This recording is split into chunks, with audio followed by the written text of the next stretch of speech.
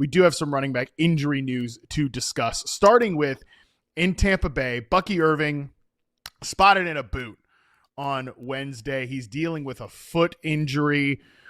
This is an interesting one, Nate, because watching this game on Sunday, I did note when he was injured, and I'm like, oh man, that looks pretty bad. And then he goes back in the game and he's like balling out. So I didn't really know what to make of it, but it sounds like Bucky Irving. Yeah.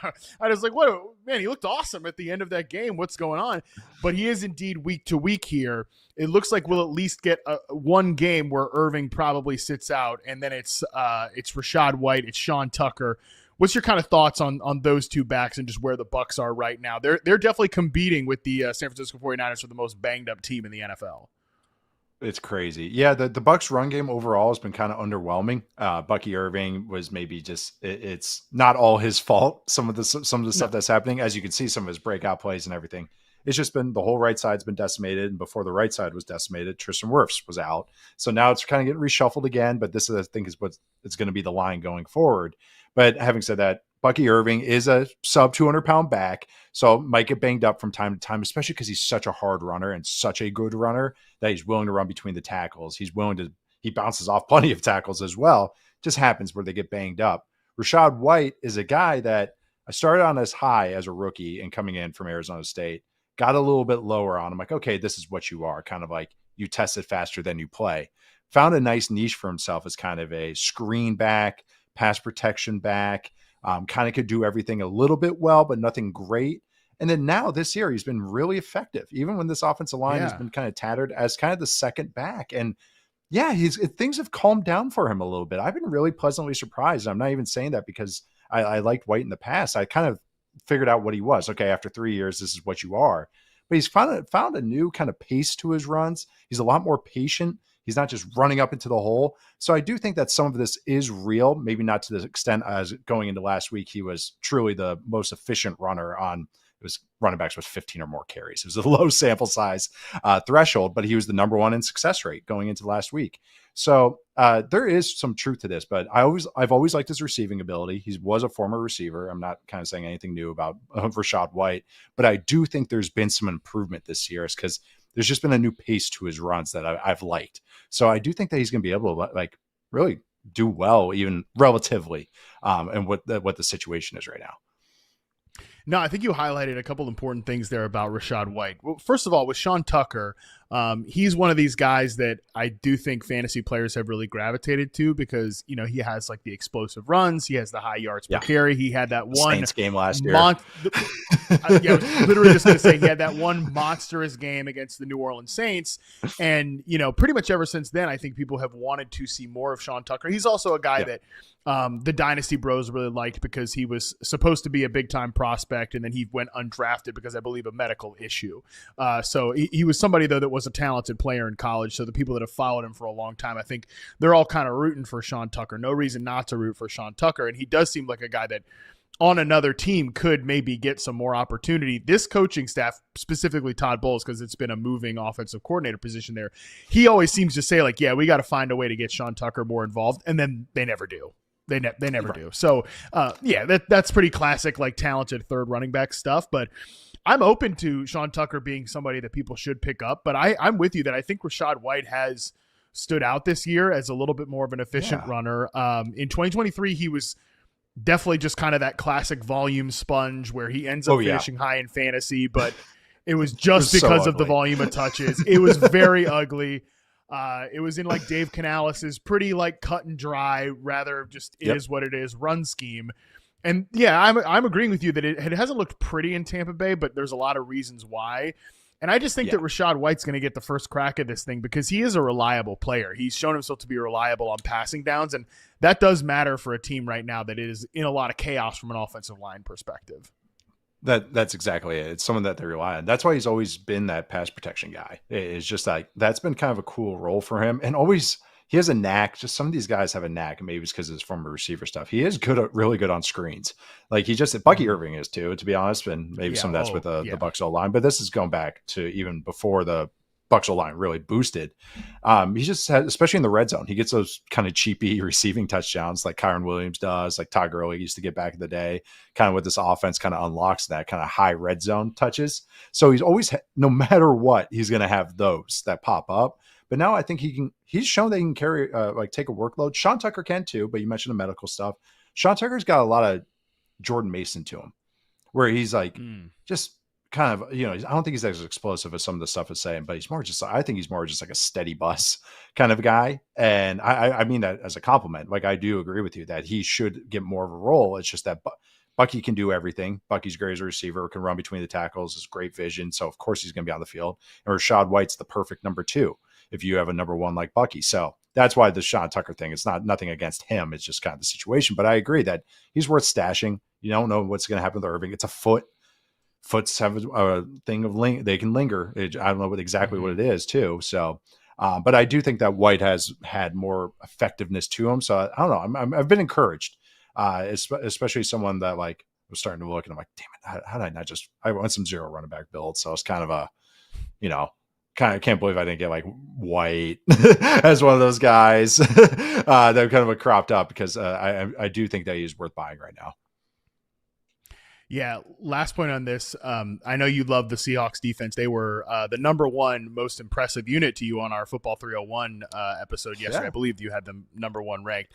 The defensive line specifically you highlighted. So this is not a great matchup for the rushing game overall going into Seattle for a 405 game here this week. But that does honestly makes me more optimistic about Rachaad White compared to Sean Tucker, because Rachaad White is the pass catcher. And if you just look back at last week's game, Rachaad White and Bucky Irving were targeted a bunch out of the backfield. A 25% targets per route run for Rachaad White, 29.4% for Bucky Irving. And I went back and was watching that game, and there was a lot of just Baker's making quick decisions to get that ball out, like to the running back on swings and stuff like that. Now, obviously they have the screens and stuff like that, but there's a couple times where he's like, Chris Godwin's getting his feet back. Okay, well, let's just leave it at that. He's not even out. I'm like charting Chris Godwin. He's not even out of his break yet, because he's taking a minute to get to that break. And then Baker's like, screw it. I'm dumping this thing off. And I think that's going to happen a lot this week against another great pass rush. So I honestly could see Rachaad White like. Oh, I'm sorry. I think we're getting at the same point, because I know if there is a weakness to that Seahawks defense, it's like the linebacker speed, like Ernest Jones and everything is that like, so it is gettable over the middle of the field. And I finally looked it up. Success rate wise, 20 or more runs, Rachaad White is 4th. So you got Bill in 1st, Jordan Mason, James Cook, Rachaad White. So yeah, he's at 52.2%, and he's got some explosive runs as well. Sorry to cut you off though, but yeah, no, that's a great point to bring up with the Seahawks defense, because they are very talented. But yeah, if you get some heat, might be some checkdowns to the tight ends and running backs. Is that Kate Otten day? It feels like not a lot of those, for a Kate Otten day lately. We haven't had a lot of those lately, but maybe this is the one. We're going to go from a defense in Seattle that you really like to a team that you always love to talk about here, Nate Tice, for our next running back injury storyline, which is Trey Benson headed to IR. He is going to miss at least 4 to 6 weeks. So, I mean, just a real gut punch to the bros who spent all their fab on Trey Benson on waivers last week. That stinks. That did not work out. That went pretty quickly for you. Yeah. Hope you're hungry for a plate of nothing here, Trey Benson bros. This is what I was talking about earlier, Nate, that I've seen people on the internet's got strong takes about it's Michael Carter, it's Amari DiMercato. I have no freaking clue. Okay. They had a quote from Michael Carter who said he expects to start. He's like, yeah, sometimes you're to start, or sometimes you're on the practice squad and then you're starting. You know, you go, yeah, he says it's been a lot, quote, you go from Pat Tillman, which is the practice squad player of the week, one week, to starting the next. So maybe that is the sign that Michael Carter is going to be the guy. Amari DiMercato has been been like the long down and distance back, even with Trey Benson starting last week. So I don't know, Nate, here's the thing. We've been talking about this a lot, you and I, the last few weeks. The Cardinals run game kind of stinks at this point. It's certainly not the unit that it was. So does this even matter?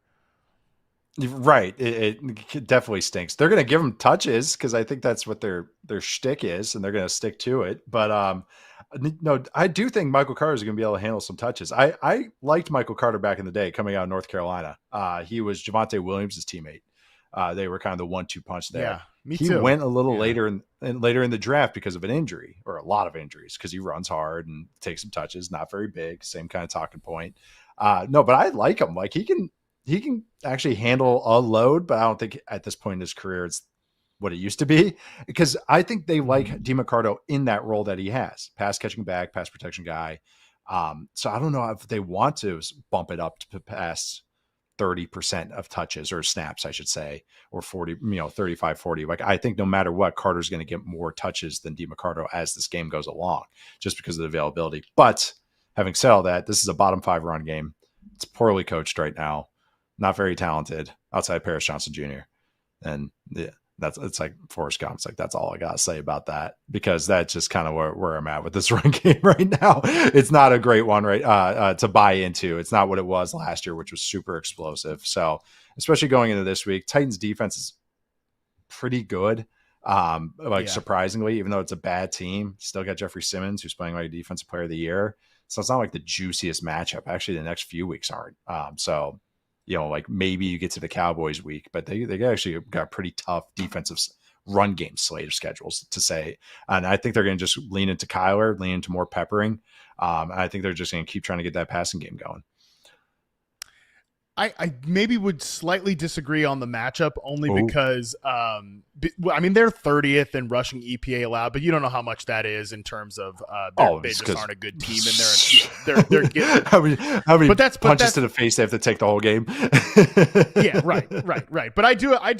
Jeffrey Simmons has been playing awesome this year. Everybody saw the highlight against the Texans, of course, when he got that's got to be the fastest sack of all time. I don't know on record, but maybe it is.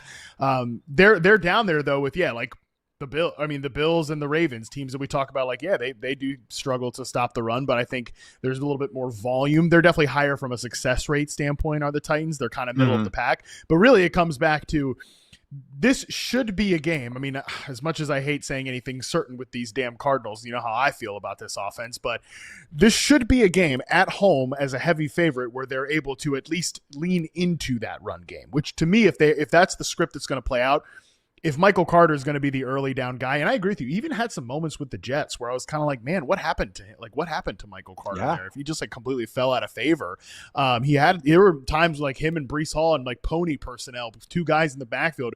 Little LaFleur was having a moment with those 2 guys. So I don't know. There's always been a little something to Michael Carter. So you got to be kind of desperate to pick him up and start him, or you're like me and you had Trey Benson in a deep dynasty team, and there's nobody on the waiver wire. So you're like, well, let's get down in the muck with old Michael Carter. Now, Michael Carter. Your boy might be wish casting this year. Maybe that's why I'm saying it. But this should be a moment, heavy home favorite against a team that they should be able to beat. The Arizona Cardinals, this Tennessee Titans team, where he should get some work here if he is indeed the early down guy. Man, Titans. Yeah, I think you actually kind of nailed it too. It's like the defense for the Titans. They are good success rate wise. No, good 19th. So it's actually not the craziest thing in the world. Middle of the pack-ish. God, middle of the pack-ish is a good way to put it. Yeah, so it is a little bit more gettable than I thought. No, but that's a great point, being at home too. And really, I do think that the Cardinals going against that Seahawks team, of course, island games matter triple more than other games. So I think some of the takeaways should be, wow, that Seahawks team's really good, as opposed to this Cardinals team is really bad. They did come back and everything. I think it's more that the Cardinals are more average. And I think that's why it's disappointing to me and Matt, why we continue to talk about this. That's just like, oh, this is it. But I do think that this most disappointing part, why we talked about this week, is that the run game, I don't think that there's going to be much improvement, because I don't think the coaching is that good right now. So it's like, that's why it's hard. It's not even Michael Carter. I'd actually want to buy a Michael Carter and say I was right from a 4 years ago take, but it's more, I don't trust this run game at all to be consistent for the rest of the year. Trust me. I want to be like, dude, I liked Michael Carter coming out of North Carolina. I had a 3rd round grade on him, which I did, but he does have some juice to him, but it's just, I do not trust this run game whatsoever. Yeah. Hey, maybe don't have Kyler Murray drop back with Jeffrey Simmons in his face all day. Let's settle things down with a 3 yards per carry run game. We'll take that if we can scam in 1 touchdown for Michael Carter. Yeah, I said at the top that I didn't have a lot to say about Michael Carter, and Now I feel like I had way too much to say about Michael Carter. Maybe now I I'm know, setting me myself up too. to look like an idiot 7 days from now when he does nothing. But I'm talking myself into it a little more, and maybe I'm only doing that because I have to. Okay, final running back note, real quick on this one, because we don't really know anything about it. But Dave Canales got on the podium today and said that Chuba Hubbard's calf injury is worse coming out of last week's game. He did play last week. Probably didn't notice it because the Panthers got dog walked again. But Rico Dowdle is the backup running back there. And I would venture to say, Nate, that of all these backs we just talked about, I think Rico Dowdle might be the best back of this group. And while I am not trying to find new and creative ways to invest in the 2025 Carolina Panthers, I mean, I do think that there is at least some interest for me if Rico Dowdle has to start this game, because I think he is a pretty good player. I do too. I think he's a above replacement level back in the very least, and I mean that in a good sense, that he can get the job done. He's got actually pretty good vision. This run system fits him perfectly. What he ran in the past in Dallas and what they run in Carolina is very similar. And he's a patient back like Chuba is, which, again, I have to reiterate, Chuba Hubbard has become one of my favorite players to watch in the entire NFL, which if you told me that 3 or 4 years ago, I'd be like shocked by that statement, because he's like coach's tape running back. I know he's not the most exciting player. Explosive runs are an issue in this backfield right now and on this team. So maybe Rico's got a little more juice than Chuba.